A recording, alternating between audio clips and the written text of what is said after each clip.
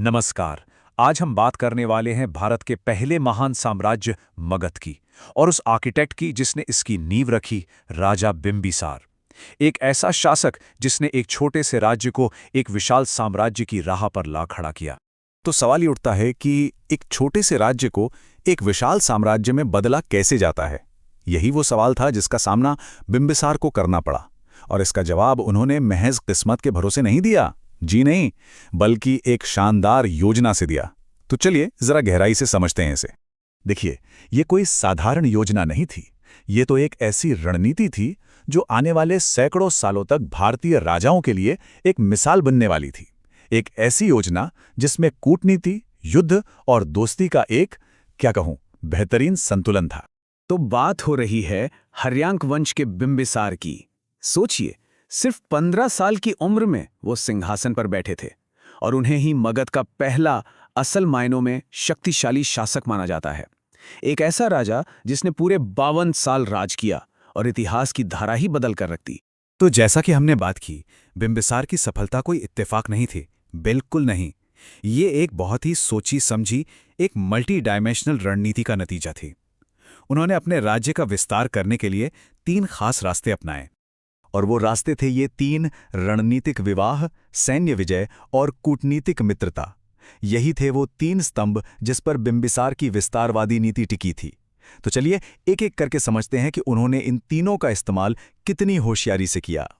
अब देखिए, बिंबिसार के लिए हर शादी एक कैलकुलेटेड पॉलिटिकल मूव थी। जैसे कि कोसल की राजकुमारी महाकोसला से शादी। इससे हुआ ये कि न सिर्फ सालों पुरानी दुश्मनी खत्म हो गई, बल्कि दहेज में पूरा का पूरा काशी का इलाका मिल गया। फिर वैशाली की राजकुमारी चेलेना से शादी करके उन्होंने अपनी उत्तरी सीमा को सिक्योर कर लिया, और पंजाब की राजकुमारी शेमा से विवाह करके मगध का इन्फ्लुएंस पश्चिम तक फैला दिया। 1 लाख। सोचिए, ये काशी से मिलने वाली एनुअल इनकम थी। उस जमाने में ये एक बहुत ही बड़ी रकम थी जिसने मगध की इकोनॉमी को एक जबरदस्त बूस्ट दिया। तो पॉइंट ये है कि ये शादियां सिर्फ रिश्ते नहीं थी, ये तो इकोनॉमिक और स्ट्रेटेजिक डील्स थीं। लेकिन सिर्फ डिप्लोमेसी और शादियों से काम नहीं चलने वाला था। बिंबिसार की ब्लूप्रिंट का दूसरा और बहुत ही जरूरी हिस्सा था मिलिट्री पावर। तो जब मैरिज अलायंसेस से सारी सीमाएं सुरक्षित हो गईं, तब बिंबिसार ने अपनी नजरें टिका दी जीत पर, कॉन्क्वेस्ट पर। और उनका सबसे बड़ा टारगेट था पड़ोसी राज्य अंग। अंग और उसकी राजधानी चंपा को जीतना, सच कहूं तो एक मास्टर स्ट्रोक था। क्यों? क्योंकि चंपा एक बहुत इंपॉर्टेंट रिवर पोर्ट था। इस एक जीत ने लैंडलॉक्ड मगध को, मतलब चारों तरफ से जमीन से घिरे मगध को, सीधा सी ट्रेड रूट से जोड़ दिया, और नतीजा, साम्राज्य का खजाना तेजी से भरने लगा। ये कहानी तो और भी दिलचस्प है। जब उनके सबसे बड़े राइवल अवंती के राजा प्रद्योत बीमार पड़े, तो बिंबिसार ने क्या किया? उन्होंने अपना पर्सनल रॉयल फिजिशियन जीवक को उनका इलाज करने के लिए भेजा। सोचिए, एक दुश्मन को ठीक करने के लिए अपना सबसे अच्छा डॉक्टर भेज दिया। इस एक कदम से उन्होंने एक कट्टर दुश्मन को दोस्त बना लिया। यह है डिप्लोमेटिक फ्रेंडशिप का एक क्लासिक एग्जाम्पल। तो ठीक है, शादियों से दोस्त बनाए, जंग से जमीन जीती, लेकिन एक साम्राज्य सिर्फ सीमाएं बढ़ाने से तो नहीं बनता, है ना? उसे चलाने के लिए एक सॉलिड एडमिनिस्ट्रेशन, एक मजबूत प्रशासनिक ढांचा भी तो चाहिए। और हां, बिंबिसार ने ये काम भी बखूबी किया। जैसे कि उन्होंने अपनी राजधानी बनाई राजगृह को। ये जगह 5 पहाड़ियों से घिरी थी, मतलब नेचुरली सेफ थी। फिर उन्होंने पूरे एडमिनिस्ट्रेशन को छोटी छोटी विलेज यूनिट्स में बांटा, जिन्हें ग्राम कहते थे।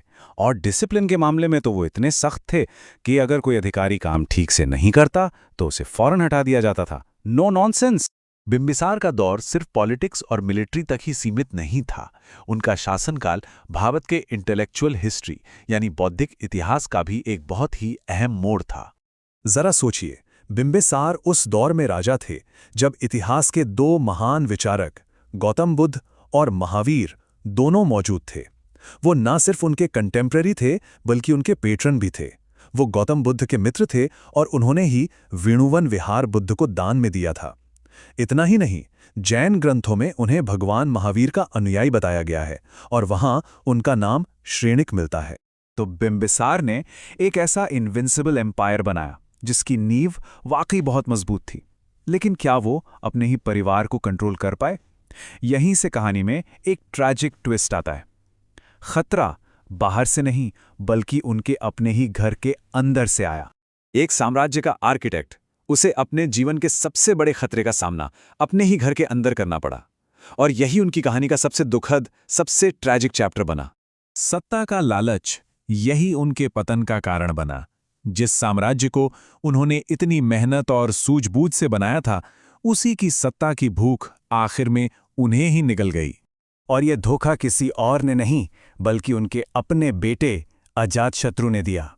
हाँ, वही बेटा जिसे बिंबिसार ने प्यार से जीते हुए अंगराज्य का वाइसरॉय बनाया था। उसी बेटे ने अपने पिता को जेल में डाल दिया, जहां भूख से तड़प तड़प कर उनकी मौत हो गई। इस एक भयानक काम की वजह से इतिहास में हर्यंक वंश को एक बहुत ही अशुभ नाम मिला, पितृहंता वंश, मतलब पिता की हत्या करने वालों का वंश। एक महान राजा का ऐसा अंत और उसके वंश पर एक ऐसा दाग जो कभी मिट नहीं सकता। तो आखिर में बिंबिसार की कहानी एक गहरा सवाल छोड़ जाती है। क्या एक साम्राज्य की सबसे मजबूत दीवारें भी परिवार के अंदर पनप रही एम्बिशन को रोक सकती हैं? यह सत्ता, महत्वाकांक्षा और विश्वासघात की एक टाइमलेस कहानी है। एक ऐसी कहानी जो हमें बताती है कि सबसे बड़े खतरे अक्सर सबसे करीब से ही आते हैं।